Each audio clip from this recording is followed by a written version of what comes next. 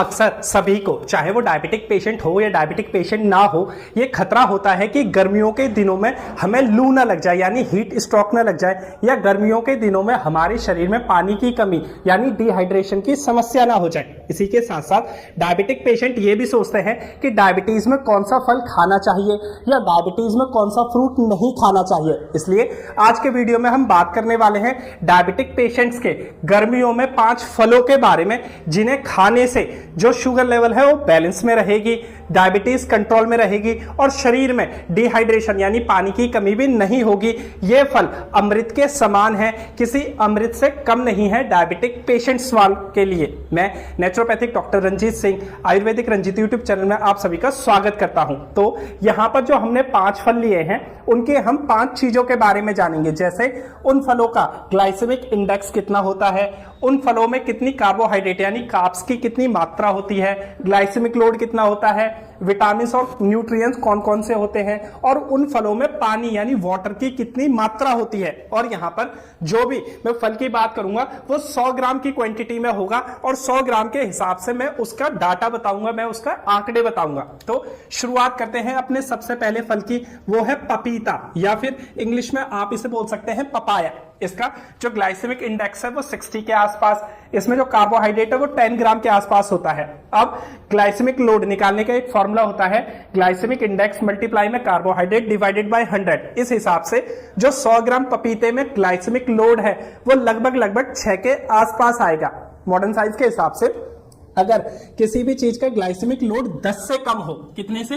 10 से अगर glycaemic load कम है तो डायबिटिक पेशेंट उस चीज को खा सकते हैं। माने आप डायबिटीज में पपीता खा सकते हैं। इसी के साथ साथ पपीते में विटामिन सी की अच्छी मात्रा होती है और फाइबर होने की वजह से अगर आप पपीते का सेवन करेंगे तो जिन भी डायबिटिक पेशेंट को कॉन्स्टिपेशन की प्रॉब्लम होती है यानी कब्जियत की प्रॉब्लम है वो भी धीरे धीरे सॉल्व हो जाएगी और शुगर लेवल पर कोई प्रभाव नहीं पड़ेगा। पपीते में एंटीऑक्सीडेंट्स भी होते हैं जिसके कारण ये कोलेस्ट्रॉल लेवल को घटाने में भी मदद करता है। इसका मतलब ये पपीता आपके शुगर लेवल को बैलेंस में रखेगा, साथ ही साथ आपके कॉन्स्टिपेशन यानी कब्जियत की प्रॉब्लम को दूर करेगा और आपके कोलेस्ट्रॉल को कम करेगा। इतने सारे फायदे हैं। और पपीते में 88% वाटर होता है, यानी पपीता खाने से आपको डिहाइड्रेशन यानी पानी की कमी शरीर में नहीं होगी।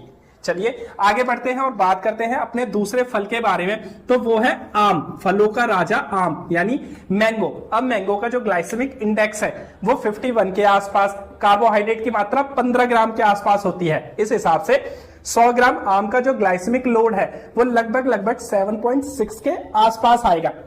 अब आम में विटामिन के रूप में विटामिन ए और विटामिन सी होता है। इसी के साथ साथ इसमें बहुत सारे न्यूट्रिएंट्स और एंटीऑक्सीडेंट्स की भी अच्छी मात्रा होती है।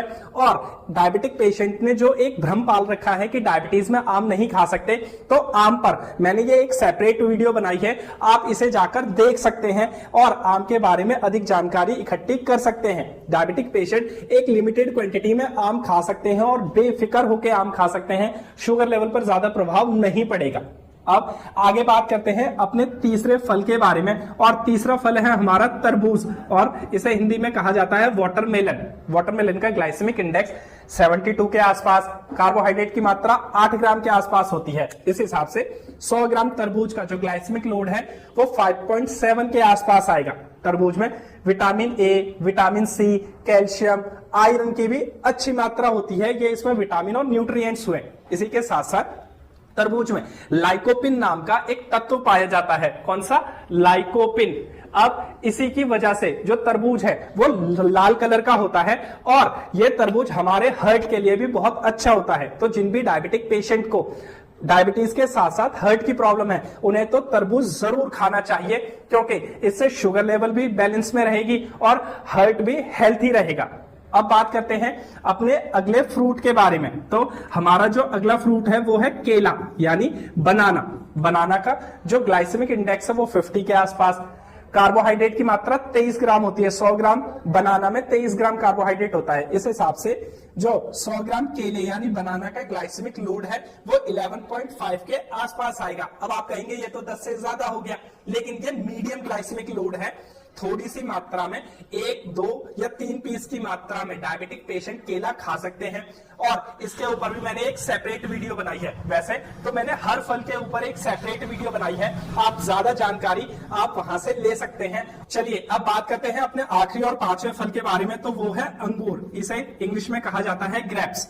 ग्रेप्स का जो ग्लाइसेमिक इंडेक्स है वो 55, कार्बोहाइड्रेट की मात्रा 15 ग्राम के आसपास होती है। इसलिए 100 ग्राम अंगूर का यानी 100 ग्राम ग्रेप्स का जो ग्लाइसेमिक लोड है वो लगभग 8.2 के आसपास आएगा। अब अंगूर में विटामिन सी, विटामिन के और एंटीऑक्सीडेंट्स की भी अच्छी मात्रा होती है और 100 ग्राम अंगूर में लगभग 81% के आसपास वाटर होता है। तो अंगूर खाने से आपको बहुत से विटामिन और न्यूट्रिएंट्स मिलेंगे, साथ ही साथ शरीर में पानी की कमी नहीं होगी और आपके अंदर जो हिचक है, आपके अंदर जो एक भ्रम है कि डायबिटिक पेशेंट को ये फल नहीं खाने चाहिए, तो आप एक बार खाना तो शुरू कीजिए।